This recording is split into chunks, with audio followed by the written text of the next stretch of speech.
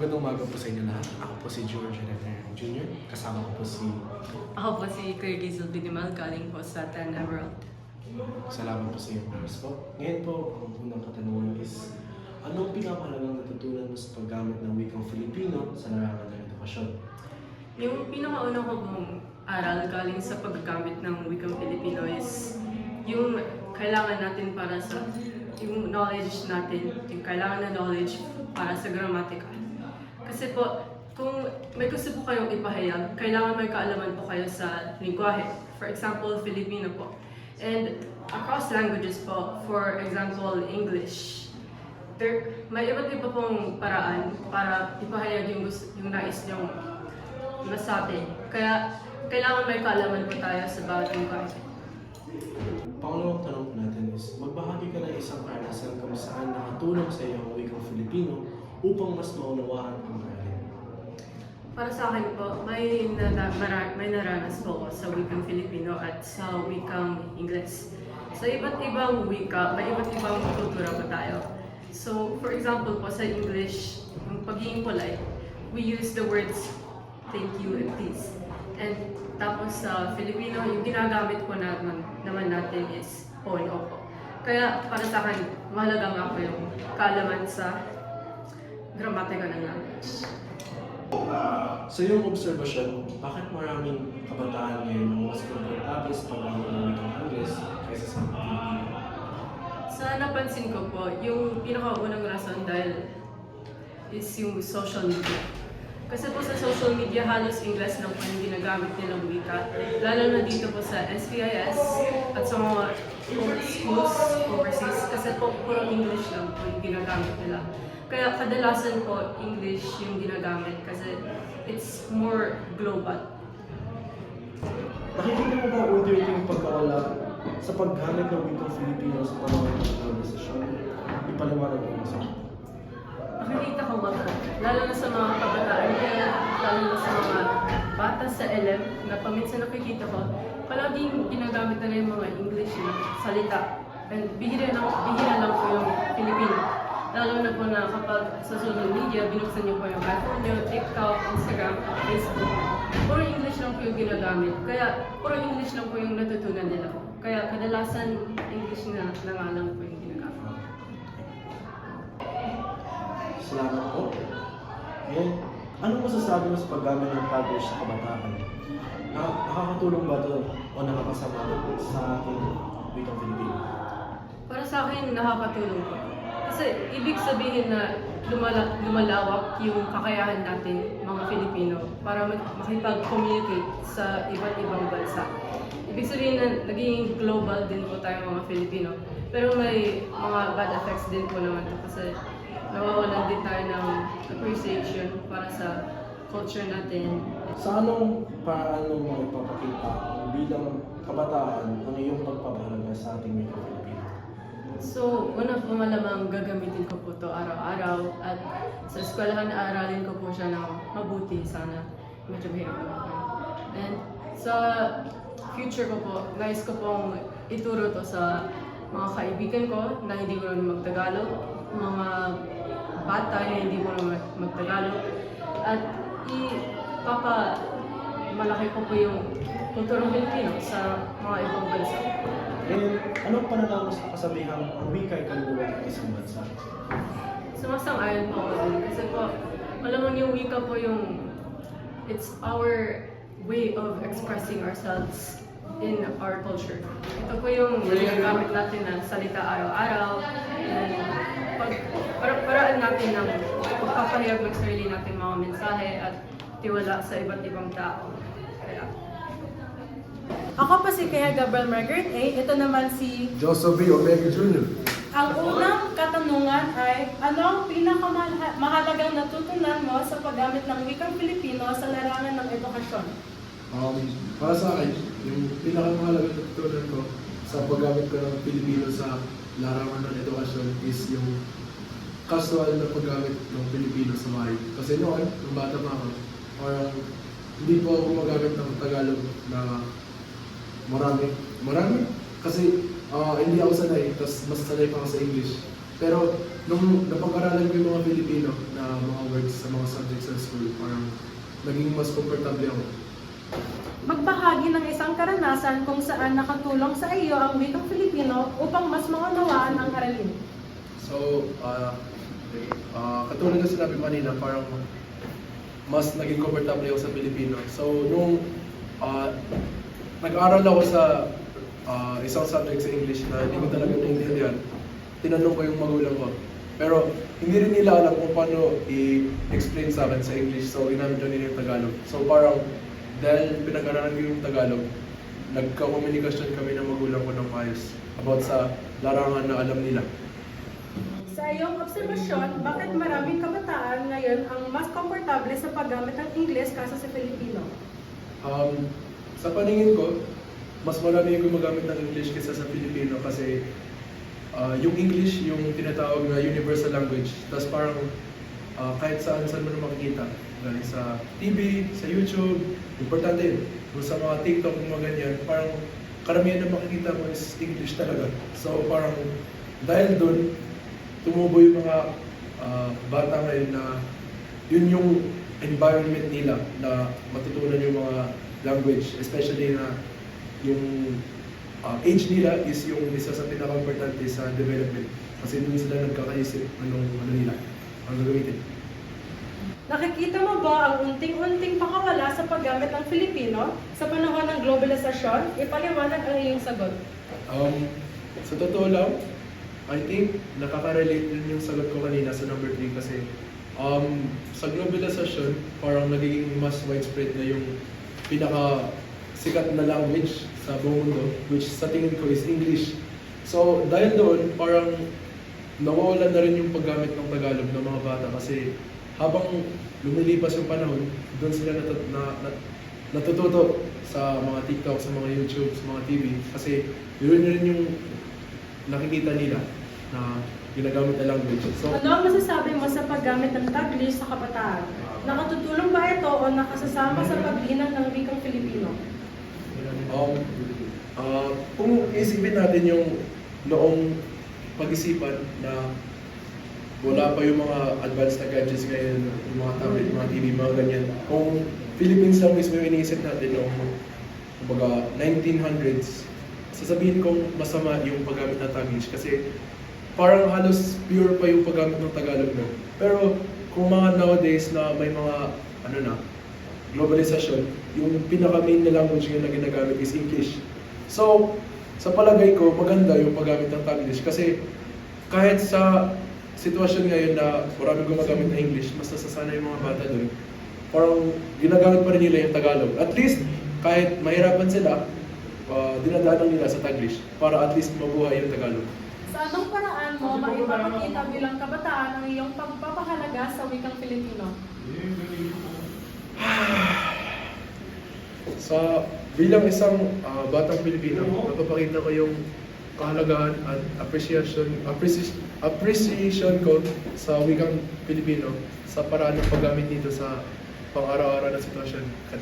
Katulad sa bahay, o kaya sa eskwelahan, o kaya kung may makita akong Pilipino sa labas, sabihin ko, "Uy, kabayan, kabayan! Uy, paring kabayan, kamusta ka na, paring kabayan?"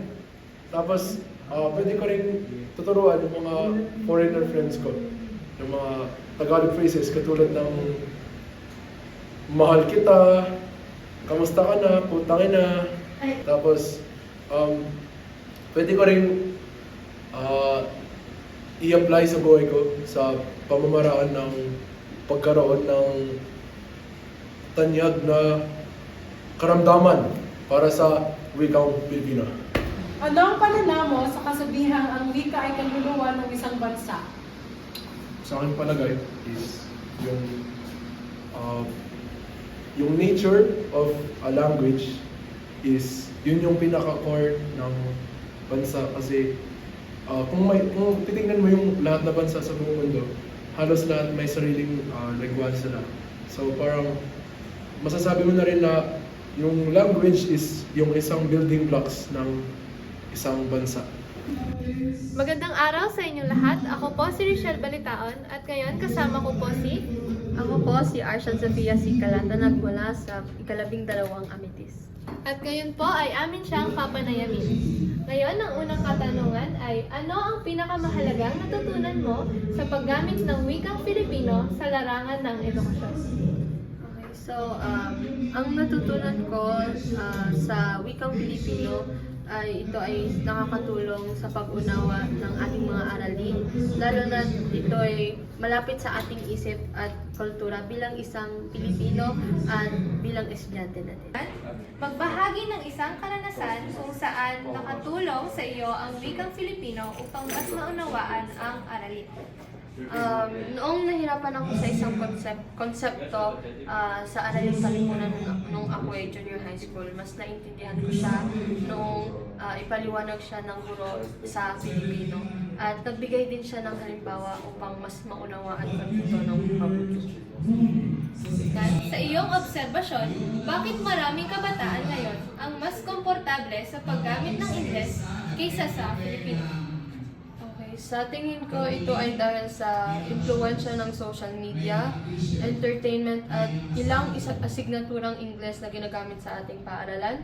Kaya mas nasasanay ang mga estudyante at lalo na tayo ay nasa ibang bansa na Ingles lamang ang paraan upang tayo ay magkaroon ng komunikasyon. Nakikita mo ba ang unti-unting pagkawala sa paggamit ng Filipino sa panahon ng globalisasyon? Ipaliwanag ang iyong sagot. Okay, sa aking palagay, opo, dahil mas nagiging gamit ang Ingles lalo na sa teknolohiya at ating komunikasyon dahil tayo nasa ibang bansa. Ngunit kailangan pa rin nating panatilihin ang Pilipino bilang bahagi ng ating mga identidad. Ano ang masasabi mo sa paggamit ng Taglish ng kabataan? Nakakatulong ba ito o nakakasama sa paglinang ng wikang Filipino? Nakakatulong itong mapadali ang ating komunikasyon bilang mga estudyante sa ibang bansa. Ngunit nakakasama rin ito kung ating malilimutan ang tamang paggamit ng Filipino. Sa anong paraan mo maipapakita bilang kabataan ang iyong pagpapahalaga sa wikang Filipino? May papakita ko ito sa paraang paggamit ng tama at maayos na Pilipino, lalo na sa pagsusulat, pagsasalita, at syempre sa pagsuporta ng kultura. Ano ang pananaw mo sa kasabihang ang wika ay kaluluwa ng isang bansa? Para sa akin, totoo ito. Dahil ang wika ang nagtataglay ng ating kultura, ng ating identidad bilang isang Pilipino at ang pagkakaisa ng bayan. Ako si George Nathaniel Jr. And po kasama po namin si Ma'am Rosel Cuyo. Ang unang katanungan po is, ano ang kahalagan ng wikang Filipino sa pagtuturo? Lalo na sa antas ng sekundarya. So mahalaga siya dahil nga ang ating curriculum ay nakabase sa Pilipinas, no? So sa ating curriculum dito pinapahayag na dapat nating gamitin ang wikang Pilipino sa wikang subject as a subject ng Filipino at araling panlipunan.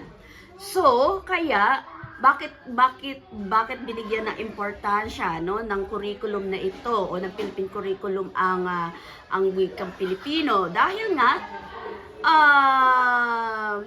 kailangan matutunan ng mga mag-aaral sa sekundarya ang paggamit, no, at mapalawak ng mga mag-aaral ang kanilang kakayahan sa pagsasalita ng wikang Pilipino.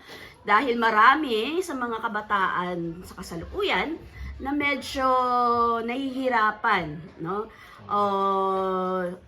paano gamitin ang wikang Pilipino dahil nga kadalasan, no, dahil nga sa environment, no, yung mga influensya ng internet at ng mga social media, so nagkakaroon ng masasabi nating pagtatalo, alin ba talaga at paano ba, okay, o mas prefer ng mga kabataan ngayon yung paggamit ng English kumpara sa wikang Filipino, okay, kasi sa impluensya ng internet. Paano niyo po ilalarawan ang kasalukuyang estado ng paggamit ng Filipino sa inyong paaralan? dito sa SPIS, so masasabi ko sa sekundarya, no, medyo mahina, no, yung pundasyon ng wikang Filipino. Bakit? Una-una, karamihan ng mga mag-aaral natin ay ipinanganak dito sa Saudi Arabia. So, ang kanilang unang lengguwaheng natutunan ay English instead of Filipino. Okay? So, kaya mahirap talaga, masasabi nating mahina ang kanilang pundasyon, no? Dahil sa loob ng bahay at yung way of interaction nila sa paaralan, both ginagamit ay English, not Filipino. Ano ang inyong obserbasyon sa kakayahan ng mga mag-aaral ngayon sa paggamit ng wikang Filipino? Dito sa school, sa SP, okay, parang katulad nga ng question number 2, sabi ko nga, mahina, mababaw yung pundasyon nila. Hindi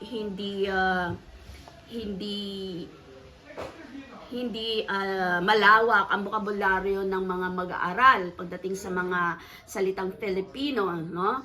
Mas pagka nagkakaroon ng sa interaction, even sa interaction, casual na usapan ay English ang ginagamit instead of salip na Pilipino ang gamitin, no? Ano pa? Pangalawa is so una mahina, maliit yung kanilang tawag dito, limitado yung kanilang paggamit ng bokabularyong Pilipino. Pangalawa, sa interaction nga, sabi ko rin mahina din dahil sa usapan ay ginagamit, mas prefer nila ang English compare sa Filipino. Ikatlo, another observation is sa pagsagot ng kanilang mga Filipino exams, no? Kailangan pang i-translate, no, ang katanungan ng guro para maintindihan at makapag-express ang bata at masagutan nila yung kanilang exam. No? Yan, ang mga obserbasyon. Okay?